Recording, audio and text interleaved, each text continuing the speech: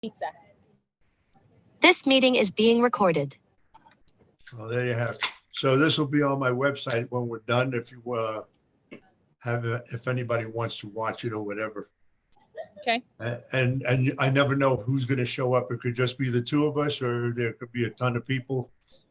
Well, I tried to get my AirPods to work, but I can't get them connected for some reason. So it'd be a lot quieter if I could. Do you need me to send you plans for building those drying cabinets? Please, please, please. You know, I'll get those off to you later today. I mean, they're pretty simple, actually. They're really just boxes, but I did take measurements when I was there and just wanted to make sure that it's something that you did need. Yes, that would be awesome because, yeah, we haven't built them yet. So. How are they doing on press? Good. I had to get on to Jen today because she's like, I don't use the registration marks. I don't use this. I'm like, I paid for Charlie to come here. Like, you're going to use his stuff. And she does need them. And I don't care what she thinks. It has nothing to do with what she thinks. The reality is she does need them. Yep. That's what I thought too. She gets in her groove and she doesn't want to do anything else. You know, I mean, every person in production feels that they can do it without. And the reality is, yeah, you can do it without. How much more time do you want to take? Yep, exactly. So, you know, not only that, the registration marks are also there for positioning. And so I know you're looking for a full-time artist right now, or somebody who can at least do the artwork. They need to be able to drop things in exactly where they should fall. And those registration marks and that whole registration system is what they're going to need to use in order to be consistent and in order to have control. Yep, it's very true. And I wish she would. I don't know. That's a conversation her and I are going to have soon. So, you know, this is it's one of those times. This is where you pull out the whip. Yeah, I know. Yeah, how's it go? The beatings will continue until the attitudes adjust. I forget the exact. Yes. Yeah. No. You've been busy with your softball with your kids, huh? Yes, we're very, very busy right now. Yeah, one of them. I saw you were up in Alva over the weekend. Yes. Yes, and she won her tournament, which is awesome. So. Which is great. Yeah, it consumes my life this time of year. Obviously, I saw that. Yeah, for sure. Kind of like, okay. Yeah, she's busy. Honey, this is my daughter. You remember I know. her. How are you? I need school to go back in session. That's what I need. Are you going to ask me a bunch of questions, or how does this work? Yeah, that's not what we're going to do. What we can discuss is whatever we want. So, do you know Richard Greaves? No, I do not. Hi, Richard. Okay, so Richard and I go back to when he got in the industry, I guess in the early 80s. In any event, he was a consultant as well and still does some, and usually jumps in for a little while. Oh, yes. He is. Now that I see his face, he and I are in a networking group together. One of the groups, yeah. Well, he's involved with quite a bit with Marshall, and that's why he has his Shirt Lab Chicago signage behind him. Oh, I can't hear you, Richard. Can't hear you. I can change that to something less advertising. Oh, and I don't care if you have it. I have no problem with Marshall or with Shirt Lab. I think it's a great organization or a great situation. So I should actually start putting up something of mine. I'm going to be. I'm finally in my first outdoor exhibition, so now I'm having to put together and buy a tent and all of that crap for my paintings. Has nothing to do with screen printing. And you'll be in Chicago next week at Roselle at M&R. Hopefully, I don't know. It depends on signups. If there aren't enough, then I'll postpone it. But I was hoping to go up because I don't think they've done anything at the Joe Clark training center yet. So I would have been the first one to do something there, which is kind of fitting because Joe Clark and I, the very first time I got to speak at a SPA show was, I think, in 79, 78. I brought a bunch of shirts and stuff.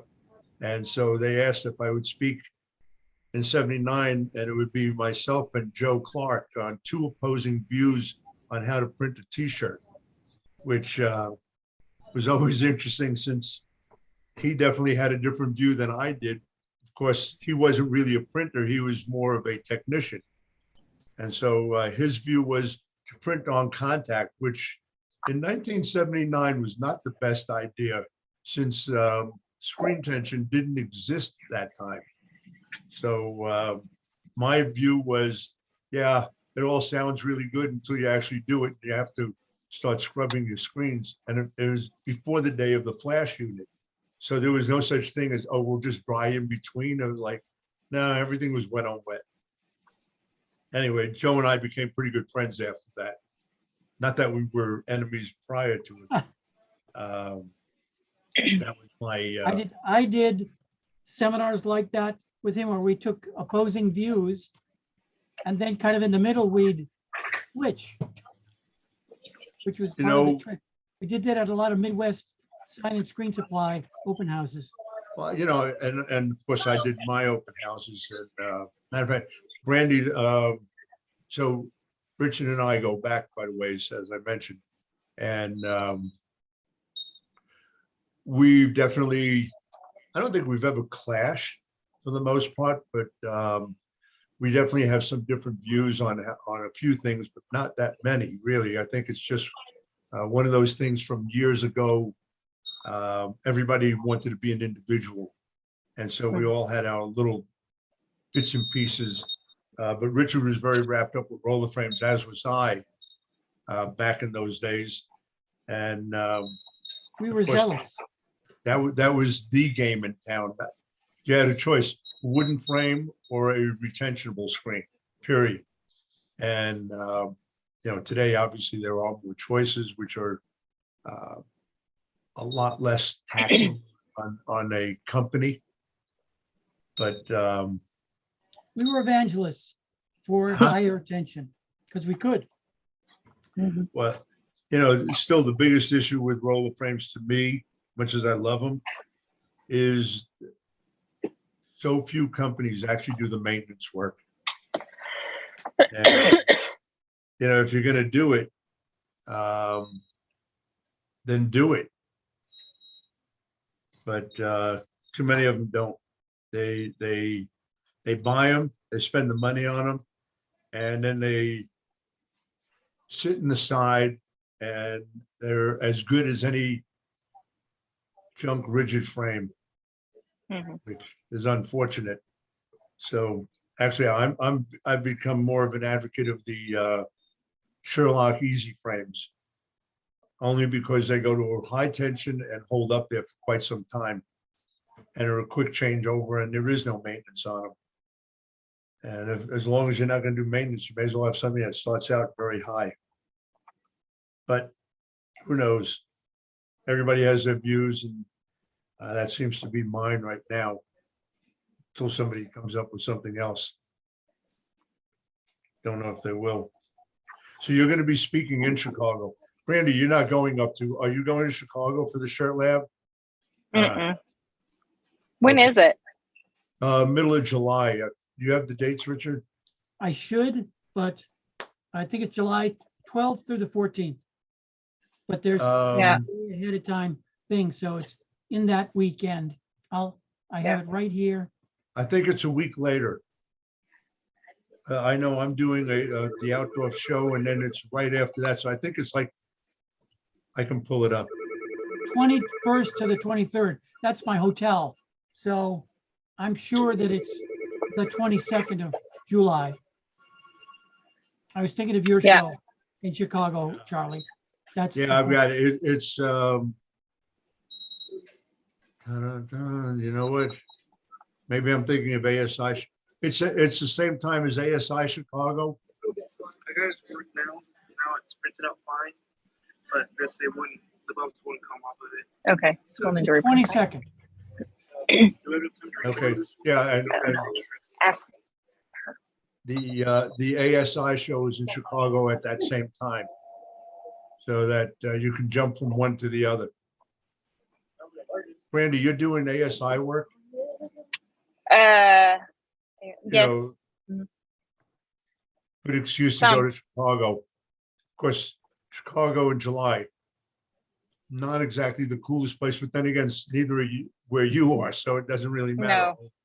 I think we'll they be may going have on a little bit vacation. more, they have a lot more humidity though. Ugh. And wind, which is what we have here. I don't think Chicago and Oklahoma are much different in that regard. Yeah, not my, I don't know. I like going to Chicago, but not too often. Yeah.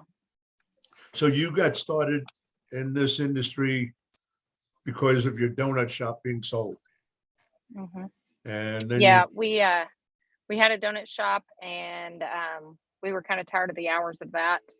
And I sold insurance for a while. I had my own insurance agency that I started and hated that. And so now I own a screen printing shop, which has nothing to do with anything I've ever done before. yeah, but none of us grew up wanting to be screen printers. At least, No. let me rephrase that. Back in my day, nobody thought about it. Yeah. You know, in today's world, I guess there are people who do want to grow up to be screen printers. Yeah, there are. And I've talked to several. I've had a couple that came in here recently that they wanted to see our shop and see how we did it because their goal was to own a big screen printing shop one day. So, and they were young. They were probably 19. 19, you know, I mean, if you're going to do it, that's a good time to give it a go, just because Yep. you have time to You don't have to worry about recover yourself. if you fail. Yes. That was my Yes. attitude when I got into this. I was 28 at the time, and I decided, you know what, I'm gonna give this a shot, and if it doesn't work out, I can always go and do something else. Mm-hmm. At this And here stage you of the are. game, I don't have that option anymore. Yeah. I don't feel like I have that option. You're not that old. I know, but still, to You want to start see what over, old looks that sounds like? Look at overwhelming. Richard. That's what old looks like. Poor Richard. And I'm older than he is, which is the other side of it. That's funny. So what exactly do you do, Richard? I mean, I kind of know, but I kind of got in on the late discussion about you with the other group. I was just, I came into screen printing because I ran away from home. I didn't want to work for my father anymore. And so I had a family friend that I'd worked with, and I put the word out, you know, hey, I want another job in the spring. And it turned out that a family friend was running a flag company. And I said, fine, that sounds great. And they wanted to put me in the printing department, but I said, no, I like the scheduling department better. But then guys from the outside came in and said, we like Richard. Richard should be running the shop. And I said, no, those are dirty clothes again. I don't want to do that. So that was it. After, I think, 3 years of no raises, whereas I clearly outperformed whatever I was being paid, I said, adios. And I had another job, literally. Vern Hollebeck called me. He said, Richard, I heard that you quit at Eater. And so the next Monday, I didn't even get a weekend off, really. Monday, I was working at Hollebeck. Hollebeck Studios was the big transfer house, and he wanted to increase his screen printing business. That didn't work out very well at all. I ran a shop in North Carolina where I learned to cut and sew shirts. Oh, wow. That was the big change. Water-based ink, I learned from Terry Kaiserman, and how to cut and sew shirts. And so Jeffrey Gittimer, a longtime friend of mine, had an idea. He knew some guys in Pennsylvania that were cutting and sewing shirts. So I went to work there, and we turned that into a big deal. Our biggest deal was the 1984 Olympics, Wow. where we printed more than 1.5 million shirts. In 1984, that was a huge deal. And after that, I did consulting around the world, but that was in Philadelphia, where I met Don Newman. And when Shadow Graphics closed down, Don said, Richard, come and work for me. So I did. I was Don Newman in the field. I replaced him traveling with clients, traveling with distributors.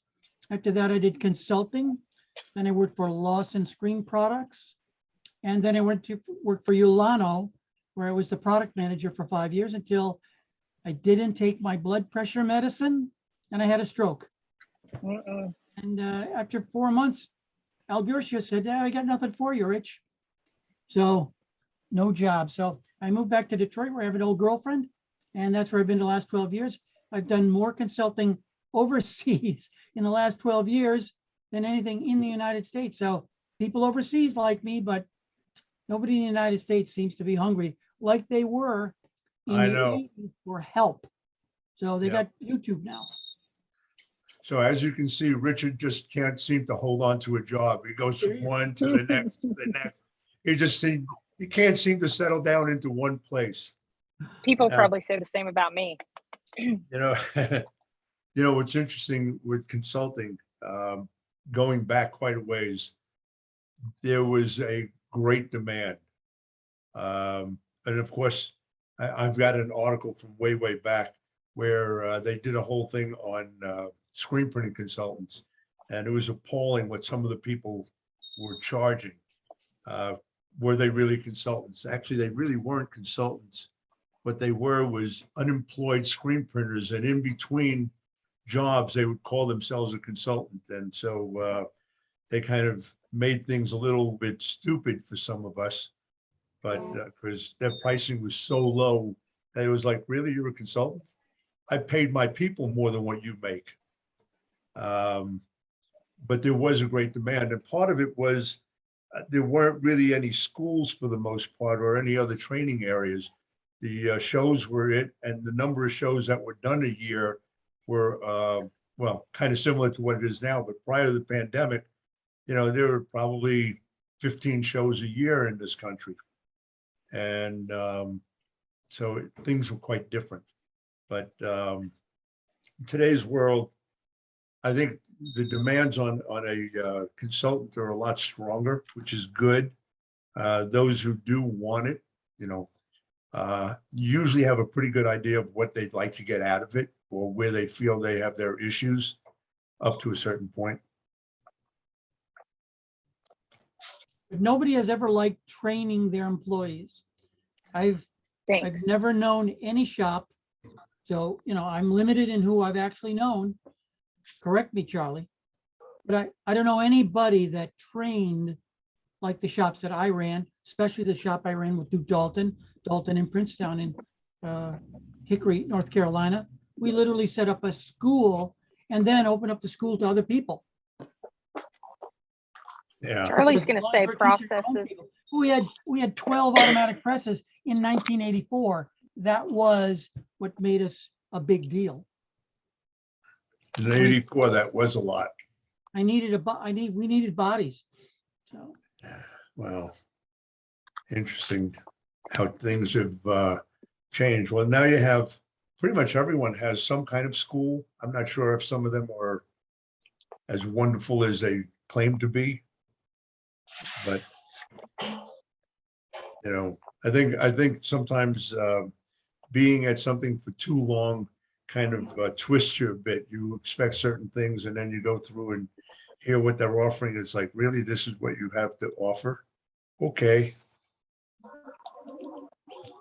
I think sometimes a song and dance getting you to the school is better than what the school has to offer.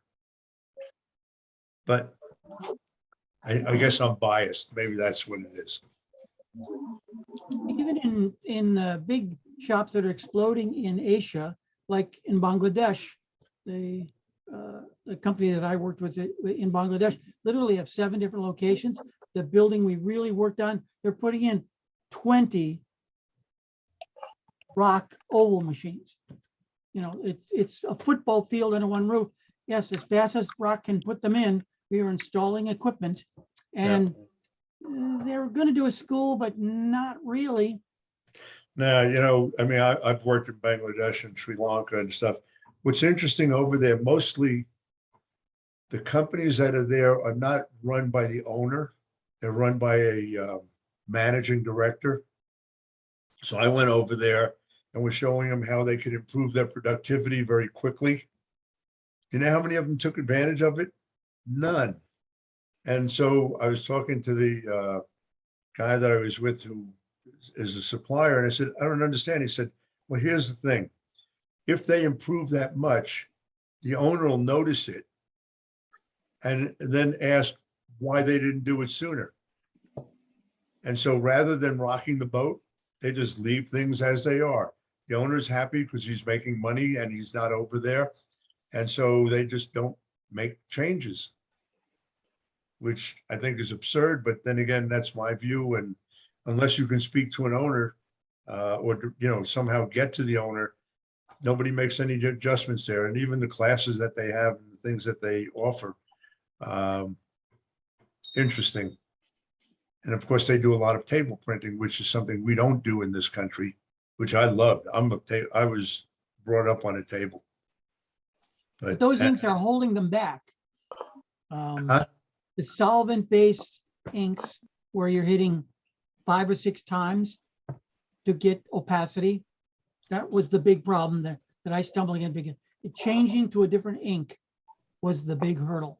They love the equipment, but machines are you not know, in. but ink is a consumable. They want to buy the cheapest ink on the market, as do most companies, even in this country.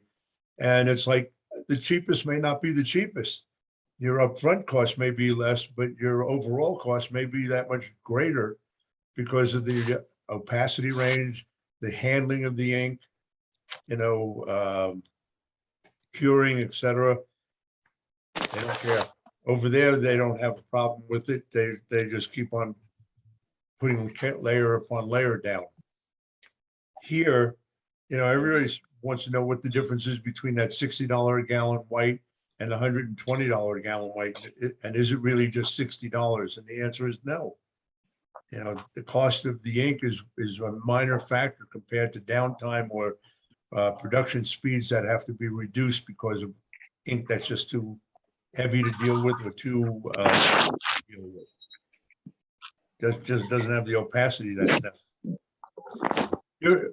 So did Jen ever straighten out all the inks that you have? I know I went through with a bunch of those. I mean, you guys have a serious amount of ink that was just sitting and collecting dust. I mean, thousands Edna, of can you put, hang on, Edna, can you put your thing on mute, please? I'm only getting Charlie's every other word. Maybe not. Yeah, we had to straighten all of our stuff up. It was kind of a mess, but we got it fixed. So she now knows what she has there and how to use it. I mean, you guys had inks. It was ink from a long time ago, even before I bought the shop 4 years ago. So, well, you know, and when we moved, we found a bunch of ink that I didn't even know we had. So from the previous owner. So, well, I mean, you had thousands of dollars worth sitting there collecting dust. I mean, literally collecting dust. Have you sold off any of your any of those pieces of equipment yet? I have tried and tried and tried. I've posted it several different places and no bites. I need to do it again. So I'm just gonna have to do every so often until I get them sold.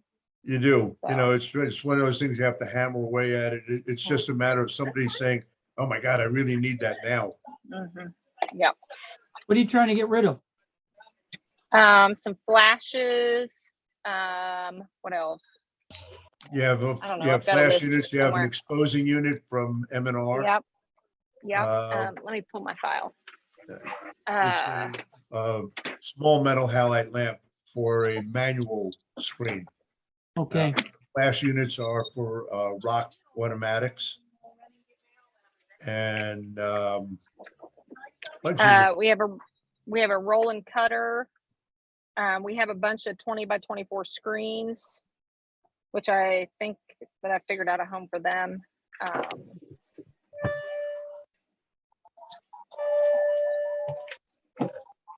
Yeah, that's about it.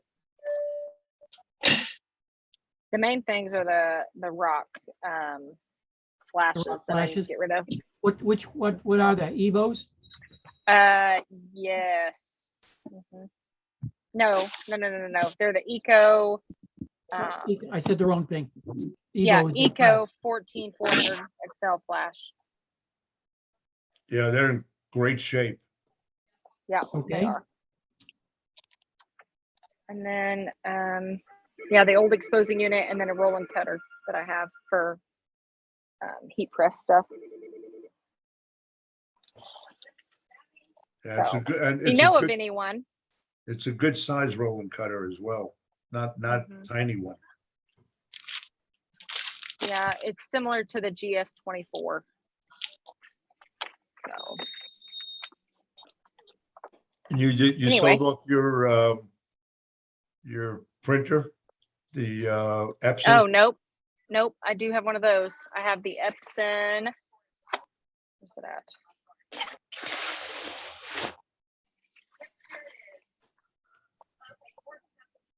I don't have it on my list here.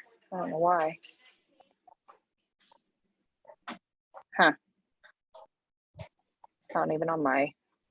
I forgot which one it was, but Yeah, it's the Epson P800 Sure Color. there you go. Yeah, P800. Bridget, if you know anyone that's interested or could Yep. be interested, The I'm gonna rocks, prob- definitely. huh? The flash units, definitely. Okay, let me know. I wonder if I can send my. You have my email, don't you, Richard? Or no? I don't think so. I'm gonna send it to you in the chat. How about that? Okay. Yeah, or you can actually just type it in on this. There you go.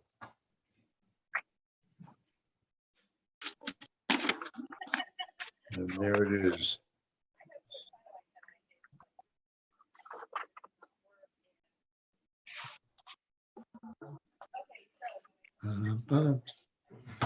Ah.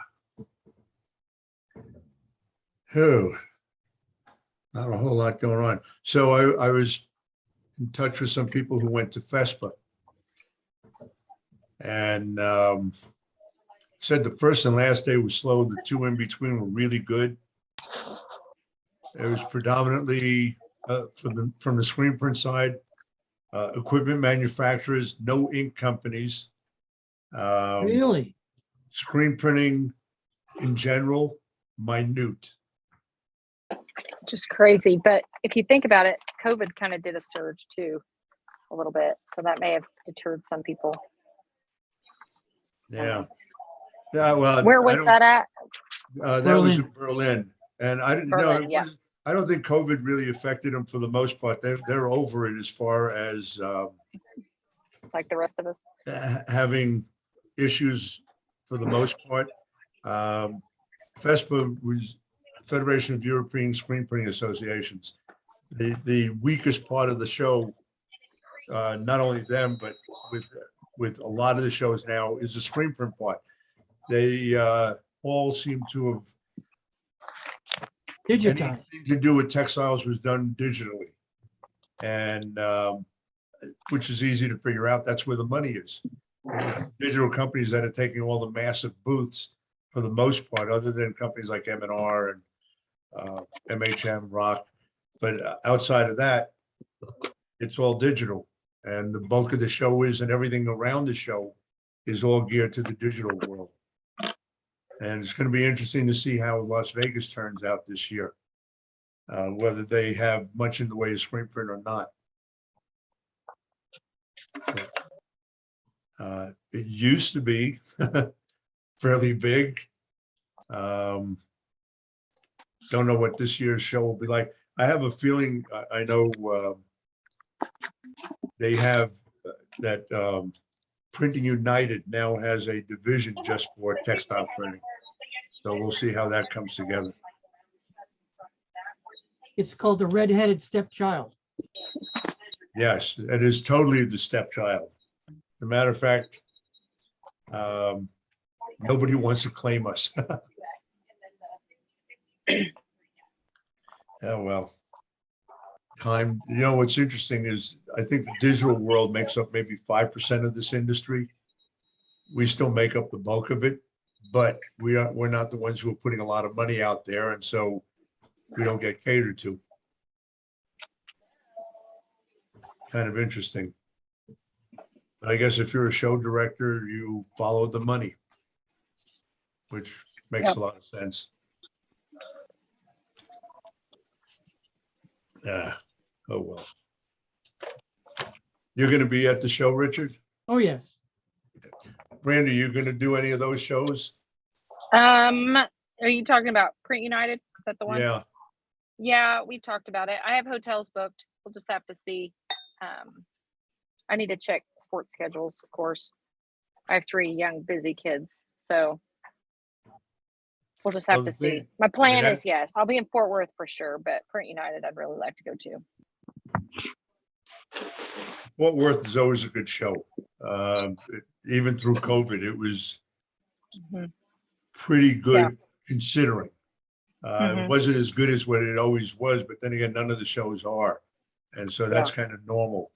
But I think everybody that has ever been to Fort Worth keeps coming back. For one thing, it's an easy drive-in show for almost everyone who goes there. Yes. Bad I thing. mean, it's close for me. That's kind of the main reason behind it. But I really enjoyed Long Beach, so I'll probably try to go back to it. Hopefully, And- when it's at full capacity. Because I was going to it say, wasn't, so you didn't even get to see, Long Beach was less than half of what it usually is. Yeah. And really, Long Beach, once it's back up, is the best screen print show in the world now. Of course, we'll see what happens once things do come back again, but seems that everyone is kind of gearing their way up, as long as this whole monkey deal doesn't come together. Monkeypox. Amazing. We start to get out of one thing and we fall into another one. I quit watching the news. I'm over it. Yeah, I'm well, over it. Unless it happens in my world, I don't really care. yeah, I'm That's terrible when you get to that point. yeah, I'm pretty well over it myself. It's one of those things of got to move on with your life no matter what. So Yeah. who knows? We'll see what Yep. happens.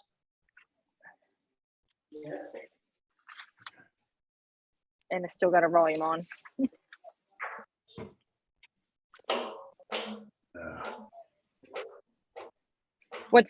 I was going to say earlier, it's interesting to hearing from like the collaboration of you older guys like Charlie and Richard versus the younger crowd now.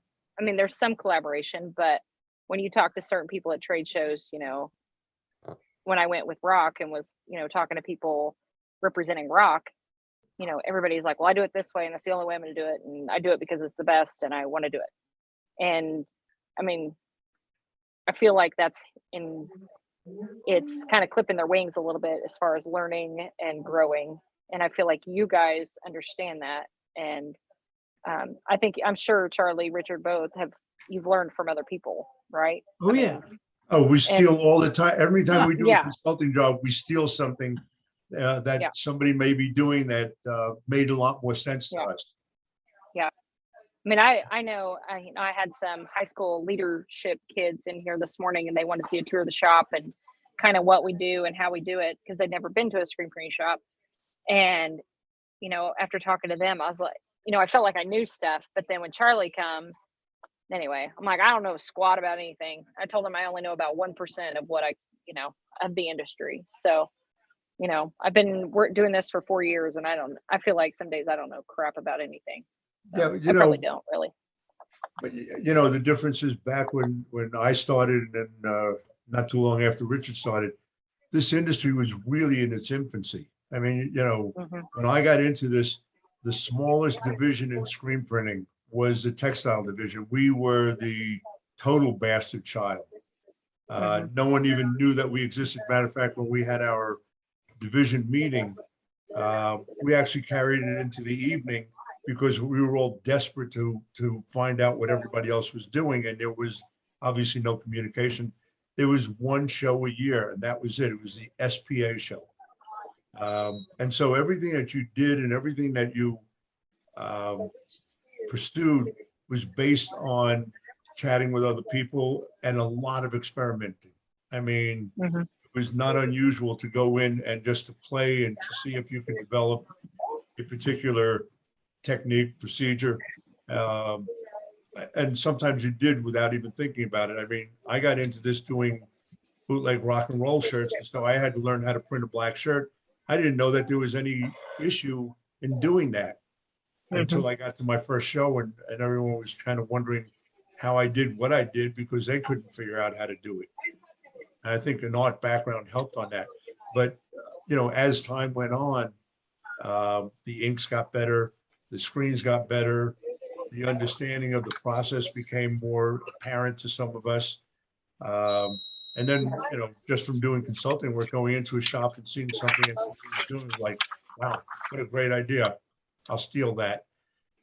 I don't know about Richard, but I know I have no problem telling someone that I'm stealing their idea, but I'd be happy to give them credit for it.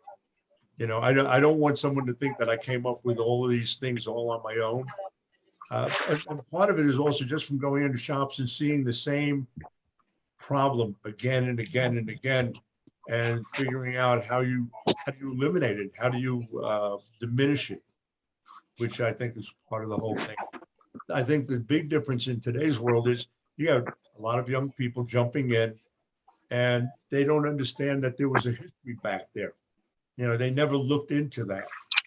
And, so they're jumping in saying, oh, well, you know, we do it this way and it works for, you know, the worst excuse I hear is works for me. It's like, really works for you. Give me a break. It's not working for you. That is not an answer, okay? An answer is by putting together procedures and having a predictable outcome every time is an answer, not just works for me. But yeah, I think a lot of the younger guys and women coming into the industry or have been in it for a while now, a little while, forget what it was like to actually have to troubleshoot situations. Right now, you can go online, you post it, and you get 45 answers, 44 of which could be maybe not so good, but who knows, you know, which I think is really part of the problem. You go on YouTube and there are way too many people who are posting on there that don't know what the hell they're talking about, but it works for them. We were working on a problem earlier today and we got it worked out. So, I mean, every day is something different, I feel like. Yeah, but that's the fun part and the challenge of being in business is, you know, you're going to find as you resolve one issue, something new pops up. Why? Because now you want to get better at what you do for one thing. And excuse me a second. Hello. I've got people that are, you know, every situation in screen printing today can be solved with basic high school science. I do have it. Yeah. And I will. Now, you can't develop inks like, for instance, Virus has chemists that are developing their inks. And that's why they've been able to go to another level in water-based inks, because they're not water-based anymore. Yes. There's water in them. You can wash them up with water. But Yes. they're not water-based like we learned how to build in the early 1980s. Where water really was the basic component, and it didn't perform very well. It dried in the screen like that because it was still the technology for wallpaper printing and not textile screen printing, where you need to stay in the screen for hours at a time, or lunch breaks, something like that. So there's very few people that are interested in experimenting or continuous improvement. I can do that better, or this is taking too long. I want to be able to set up faster. Well, and I don't think this is an industry, especially with all the digital forms and like all the different forms of printing, you know, the DTG and all that stuff. Like, I don't know, like, you have to keep evolving or you're going to be stuck. You have to keep following the industry or not industry standards, but, and not necessarily what everyone else is doing, but you kind of need to keep up on the times with that kind of stuff. And people aren't, At least some clients are tolerant of clip art type of artwork. Artwork has always been the strong suit of trying to duplicate artwork that has never been printed before. Yeah. That was certainly something that Charlie and I did in the olden days. Yeah. You know, back when we were involved, things like Photoshop didn't exist. So everything you had to do, you had to figure out on your own. In the And- camera. Which was, I was gonna say, well, how did you do it? who, me? Yeah. Like, what So did I you, had- I mean, So I had two cameras. I had one very big one, which was a Logie a Logie 480 low bed, which had a 10-foot bellows. My dark room was 800 square feet. oh my gosh. Okay, and it had two cameras in there. The big one, I had to hire a union cameraman to run because I didn't know how to turn the damn thing on. And then I bought a little Newark camera that I was able to handle. But I had 6 artists working for me, and I have an art background. And so from my art background, I learned quite a bit when I worked for ABC Network on doing things that were not traditional. So I needed invitations printed up one time, so I had it done on black paper. And a friend of mine who was running the shop there said, you know, this is very different. We have to double bump it because of opacity. And so I started that all kind of came back to me when I got into screen printing and I had to print on black shirts. The whole idea of the opacity and the need to understand the inks, the need to understand color order, knowing that earth tones are very strong and can hold up well. And as the tones became lighter, the opacity diminished.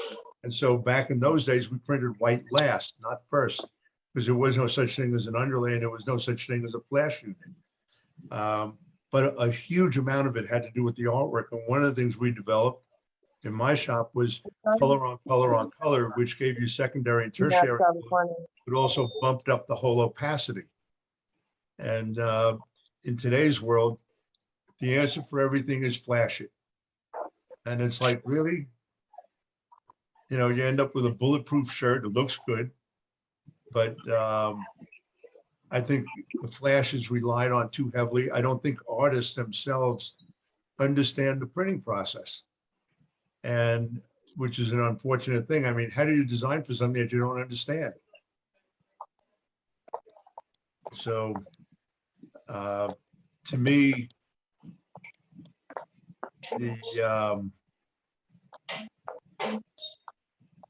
if you understand some of the old stuff, then it's easier to get involved with the new stuff. So back in our day, there was one particular gentleman who really developed a lot in this industry, Fred Clark. Fred Clark. And he made life easier for a lot of us by developing techniques for color process, et cetera, that made sense for textiles, not for the offset trade. I don't think a lot of people understand that because now everybody owns Photoshop. So of course, everybody's an artist and everybody can do separations that way. Not necessarily, but nevertheless, that's their attitude. When I go into a shop, and I'm not sure how Richard does what he does, but I know when I go into a shop, I'm always wanting to know how much an artist is capable of understanding in terms of screen print. If they're not, it's going to definitely be a battle. Just because now you have to train them into thinking in terms of screen print and not all the stuff they learned in school, which was based on offset printing. And it's a whole different animal. So I'm not, you know, nothing against artists. I mean, I'm one of those myself, but at the same time, I've never really run into a clash with an artist, but you definitely have to hold them by the hand and kind of walk them through why things make sense, which I think is important anyway.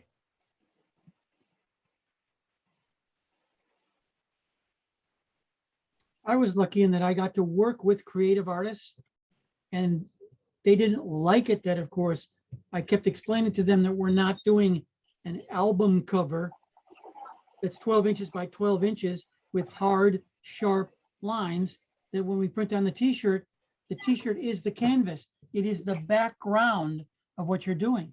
And so hard, square edges that go on a magazine cover perfectly just doesn't look right on a t-shirt. So that Yeah. kind of thinking, or making the artist come up with a flight plan, how many colors, because we only have 6 heads on these older machines. And if you use one for a flash, that means you've only got a light color, a dark color, and 3 colors in between. So we used an awful lot of halftones, but we designed in the beginning that if you're gonna have a green, let's have 6 different halftones of green, and you blend them some with the blues and the yellows, even in hard dot things, not full color process, but just spot color style printing with halftones. To me, it was easy. You built it from the ground up instead of trying to separate it. But that was a lucky thing that I had of 4 years of doing that sort of thing.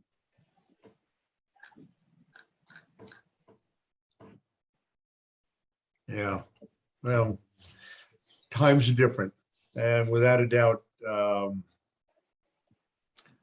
back in the earlier days, there was no vector, there was no raster because we didn't have software programs. So you just kind of did whatever you had to. You did some hand stippling, you did camera shots, you shot some halftones, you did some flat work, you combined them. You did whatever it took to kind of make it happen the way you needed it to happen. And you just couldn't drop it into a program. Some of the work back in my early days would take 30 to 40 hours to do one design. And everyone said, really, how can you take that long? It's like, you didn't have a choice. It wasn't because we had nothing better to do. It's because that's what it took. Today, if it takes more than, an hour or two, everybody wants to know why it's taking so long. I still think there's a lot of validity in learning some of the manual techniques, because then when you get into working on your computer, you're that much faster and that much more understanding of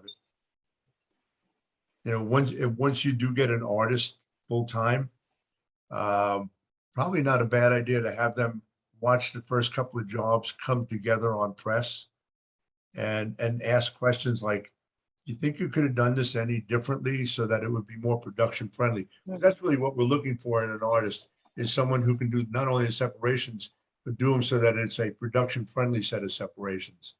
The answer is not to do, it's a 4-color job with 3 flashes. That's really not an answer. I know you have way too many flash units in your place right now. You take a No. design like this,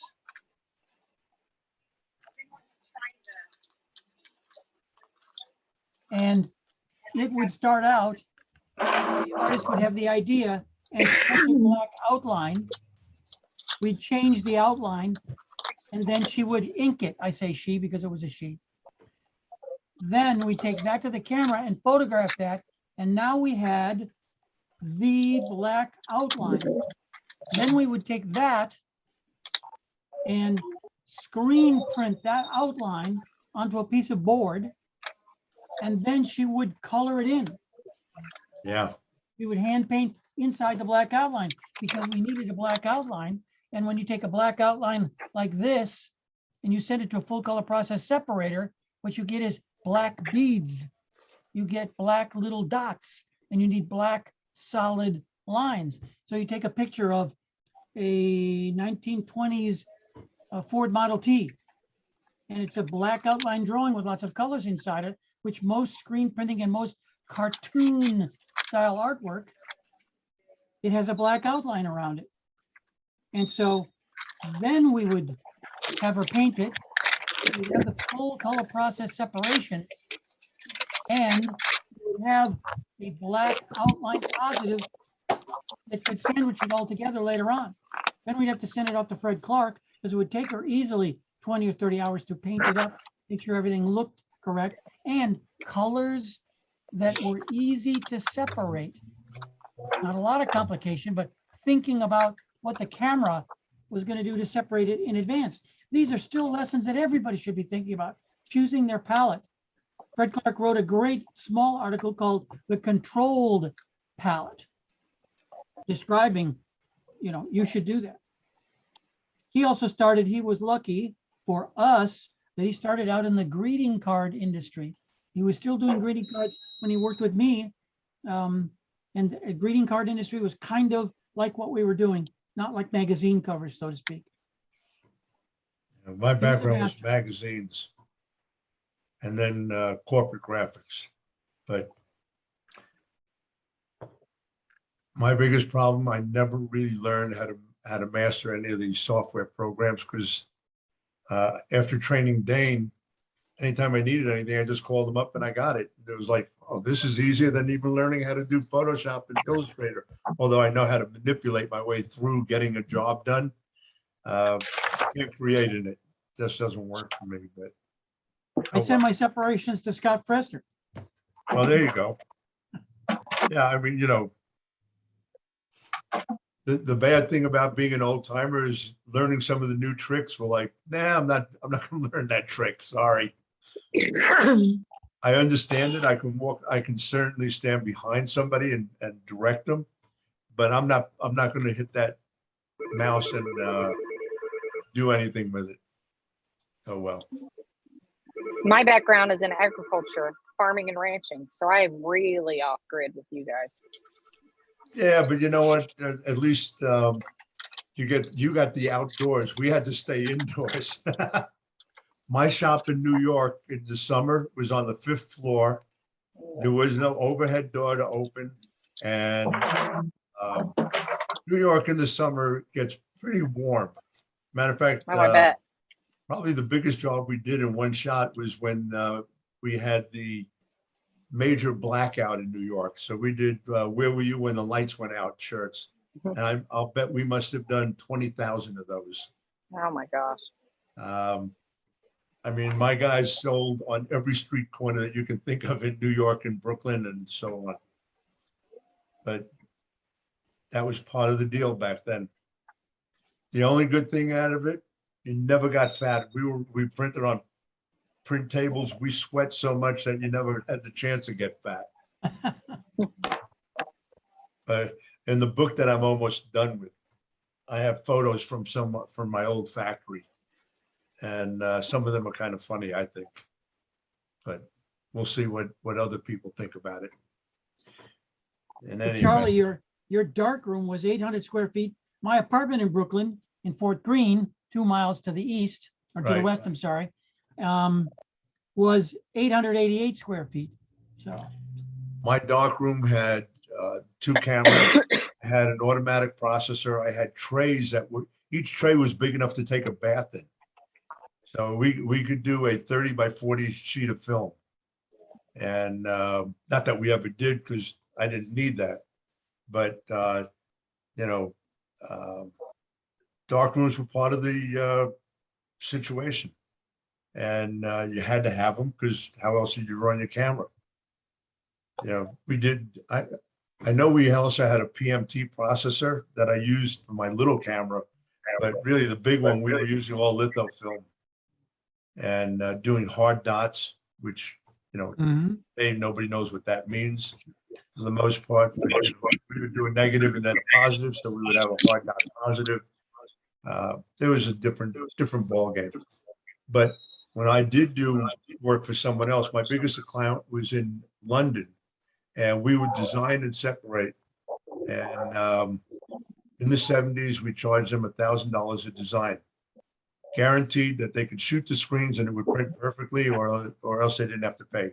And the only job I can remember not working was a group called the B-52s. We bombed on that one shirt. But so it went.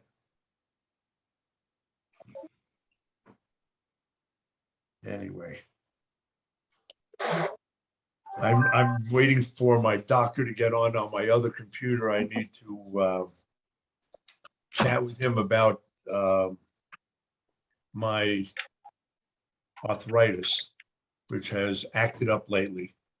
I was in the ER about a week and a half ago overnight because of arthritis bursitis in the right shoulder. And then 2 days later, it hit the left shoulder, but I blew off going to the ER for that. They didn't do a shit for me in the ER anyway. So I figured to go there just to sit around or lay around, I can do that at home and be in my own comfortable surroundings. How are you doing as far? I noticed you're able to get both arms and moving around pretty well. How are you doing overall? Well, you notice they didn't go up equally. Yeah, but that's all right. At least they're going up, so that's okay. Yeah. So I'm Listen, as we get older, nothing is equal. exactly. Well, my left arm, I don't favor, I favor it too much because it just doesn't work as well as Yeah. it should. And it's summer now, so I'm doing work in the yard and stuff like that, and that gets me back into better shape. The sedentary winters where I'm just sitting around, that's never I any know. good. I got to get Yeah. back to the gym. I stopped going to the gym because my girlfriend said, I don't want you to go to the gym, but I think it's time to get going. I used to go 3 times a week for years, so it was the Well, most important thing I should have done, keep my body in shape. So got to do that.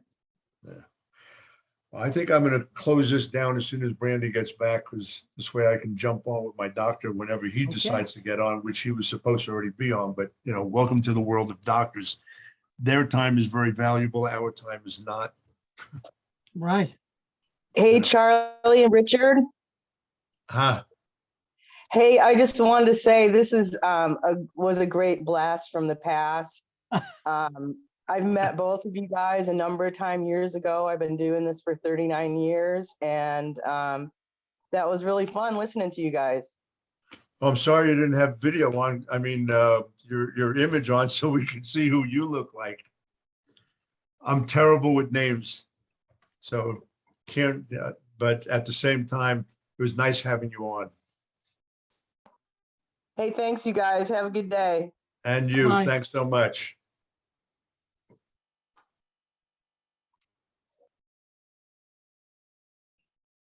I'm just waiting for Brandi so I can let her know that I'm going to shut it down. Oh, well. Busy. That's the only downside of doing these is don't always have the opportunity to bring on people. Once in a while we get a heavy crowd. This one, not so much. Oh, well. So how many days are you going to do at M&R next week? Well, if it comes off, so what we're doing is on Monday, we're going to just do kind of an introductory thing for free for those who are interested. And those who are not sure if this is what they want to do, then Tuesday, Wednesday would be the actual hands-on workshop. And then Thursday, Tom Trimmingham is going to be doing a freebie on just artwork for about 4 or 5 hours. So really, even though it's quote unquote a 2-day hands-on workshop, it's actually almost 4 days long. Yeah. I don't think the advertisers really show that, Charlie. When you read into it, the 2 days that the actual workshop is what's showing. It's difficult to put the whole thing together correctly all on one shot. And if someone clicks on it and they read through it, they'll know that first day and last day, the Monday and the Thursday are free days to kind of adjust. And for a lot of, unless they're new, they're probably not going to need the first day. That's just kind of an introductory. The last day is certainly really good for anyone because I'm not going to spend a lot of time on artwork during the workshop other than the basics. So, the basics, not a big deal, but Tom is definitely going to go through a lot more on separations, on the software programs that are available, and a lot of step-by-step situations, which, is interesting because even if you're not an artist, you better learn how to deal with a lot of these software programs. Otherwise, you're in a seriously compromised position. And but we'll see if it doesn't come off this time, which I'm not sure if it will, only because couldn't do much marketing. Everything was during COVID. I mean, during FESPA.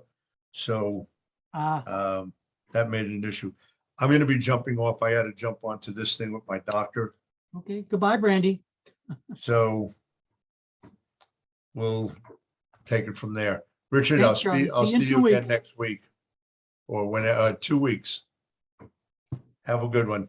Bye-bye.